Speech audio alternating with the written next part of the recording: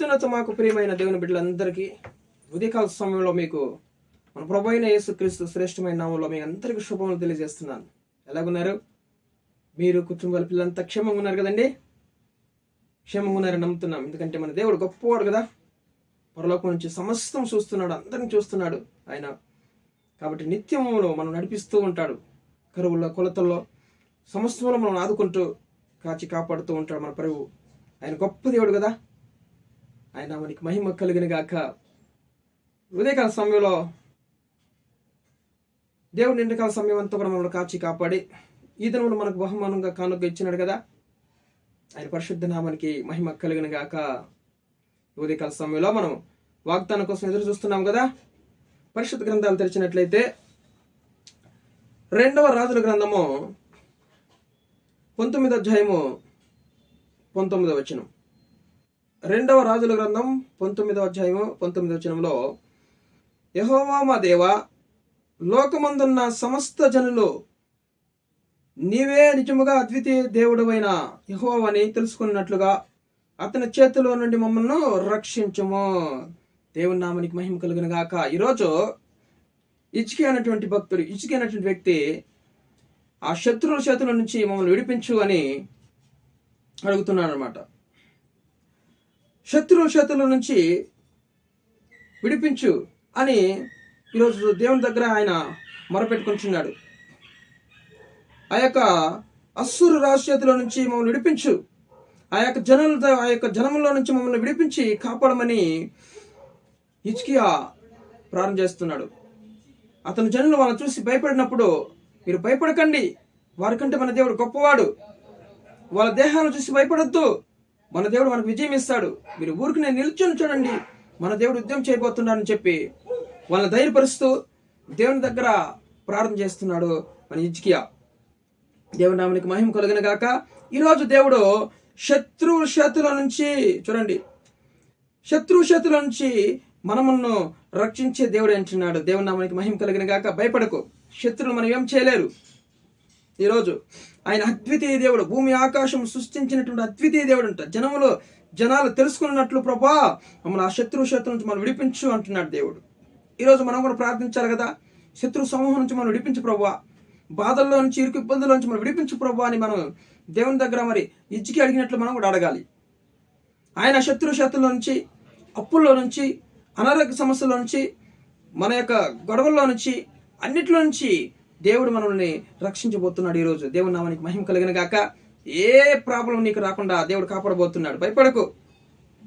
కొంచెం పైన 15వ వచనంలో మనం చదువుకున్నప్పుడు, అదే 2వ రాజుల గ్రంథం 19:15లో యెహోవా సన్నిధిని ఇట్లానే ప్రార్థన చేస్తున్నాడు, హిజ్కియా ప్రార్థన చేస్తున్నాడు. చూడండి, యెహోవా, కెరూబుల మధ్య నివసిస్తున్న ఇశ్రాయేలు దేవా, భూమి ఆకాశములను కలుగజేసిన అద్వితీయ దేవా. చూడండి, భూమి ఆకాశములను కలుగజేసిన అద్వితీయ దేవుడు ఆయన.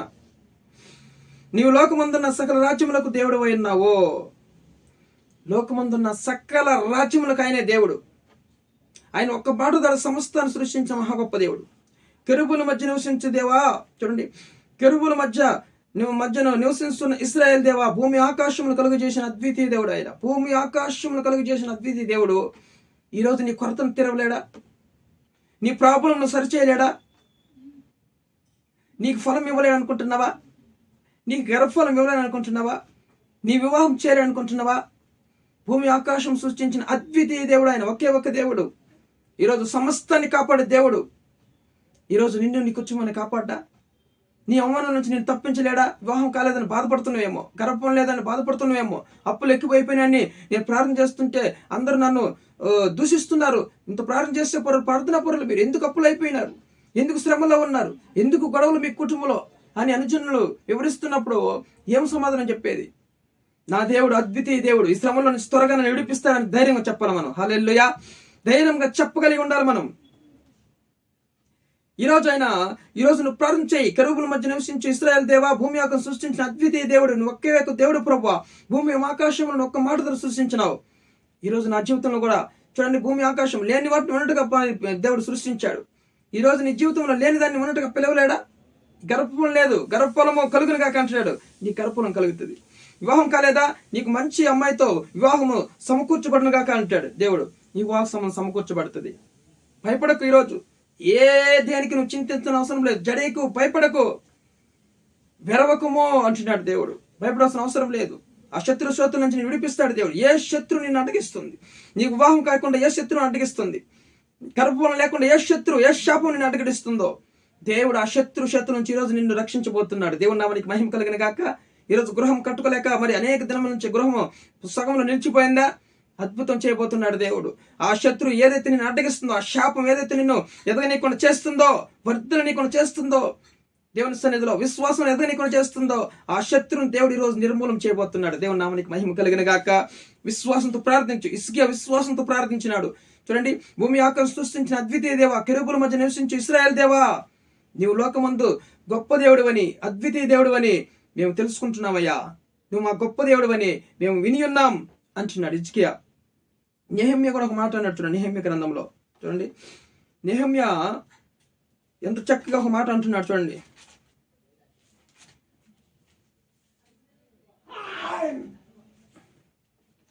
చూడండి, నెహెమ్యా గ్రంథం 9:6.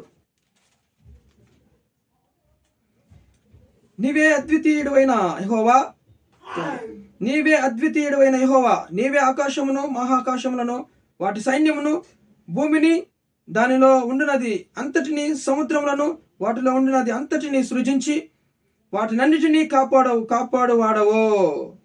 ఆకాశ సైన్యమంతి నీకే నమస్కారం చేస్తున్నది. దేవుని నామానికి మహిమ కలుగును గాక. చూడండి, నెహెమ్యా అంటున్నాడు, నీవే అద్వితీయుడు అయిన యెహోవా, నీవే ఆకాశమును మహాకాశములను వాటి సైన్యమును భూమిని దానిలోని ఉండినది అంతటిని సముద్రములను వాటిలో ఉండినది అంతటిని సృజించిన వాటిని కాపాడుతున్న వాటిని సృజించి కాపాడే దేవుడు. ఈరోజు నేను సృజించినాడు కదా దేవుడు. ఒక మనిషిగా నేను సృజించినాడు, ఒక కుటుంబంగా నేను ఏర్పాటు చేసినాడు దేవుడు. నిన్ను కాపాడడా? భూమిని సృజించిన దేవుడు అద్వితీయ దేవుడు. ఆకాశములను మహాకాశములను వాటి సైన్యమును భూమిలోని సమస్తాన్ని సృష్టించిన మహా గొప్ప దేవుడు. వాటన్నిటిని కాపాడువాడవో అంటున్నాడు నెహెమ్యా. ఎస్, ఈరోజు మనల్ని కూడా దేవుడు కాపాడుతాడు. నిన్ను సృజించాడు, నిన్ను భూలోకానికి రంపించాడు, ఒక కన్నతల్లి గర్భంలో నుంచి నిన్ను మరి ఉద్భింపు చేశాడు కదా. ఈరోజు నిన్ను కాపాడకుండా విడిపెడతాడా? ఇంత చేసిన దేవుడు నీ జీవితంలో మరి ఆ యొక్క కొరవ కూడా విడిచిపెడతాడా చేయకుండా? ఏంటి నీ ప్రాబ్లం? దాన్ని చేయకుండా మరి ఉంటాడు దేవుడు? ఖచ్చితంగా నీకు అద్భుతం చేస్తాడు దేవుడు. అయితే హిజ్కియా ప్రార్థన చేసినట్టు మనం ప్రార్థన చేయాలి. కెరూబుల మధ్య నివసించుతున్న ఇశ్రాయేలు దేవా, ఆకాశమందు నువ్వు ఒక్కడవే నిజమైన దేవుడు అని, భూమి ఆకాశం సృష్టించిన అద్వితీయ దేవుడు ఒక్కడవే, ఆయన ఒక్కడే నిజమైన దేవుడు, ప్రార్థన ఆలకించే గొప్ప దేవుడు. ఈరోజు తెలుసుకోను, అద్వితీయ దేవుడివి. దావీదు కూడా ఒక మాట అన్నాడు కీర్తనలో 86:8 చూడండి. 86 కీర్తనలో 86 కీర్తన 8వ వచనంలో చక్కగా దావీదు కూడా ఒక మాట అంటున్నాడు చూడండి. 8, ప్రభువా నీవు మహాత్యము గలవాడవు, ఆశ్చర్యములను చేయవాడవు, నీవే అద్వితీయ దేవుడవు. చూడండి, ఈరోజు ఆయన మహాత్యము గలవాడు, ఆశ్చర్యకార్యము చేయవాడు. ఈరోజు నీ జీవితంలో ఒక ఆశ్చర్యం చేయబోతున్నాడు దేవుడు, అద్భుతం జరిగించబోతున్నాడు. ఆయన అద్వితీయ దేవుడు కాబట్టి ఒకే ఒక్క దేవుడు, ఒక్క మాట ద్వారా సమస్తాన్ని సృష్టించిన గొప్ప దేవుడు కదా. నీ జీవితంలో ఏది నువ్వు పొందుకోలేకపోతున్నావు, ఈరోజు ఏది నీకు అసాధ్యం ఉంది, ఈరోజు దాన్ని ఈరోజు సుసాధ్యం చేయబోతున్నాడు దేవుడు. నువ్వు పొందుకోబోతున్నావు. ఆయన మహాత్యము కలిగిన ఆశ్చర్య కార్యములు చేయగలవాడు, నువ్వు ఒక్కడవే దేవుడు అంటున్నాడు ఆయన దావీదు.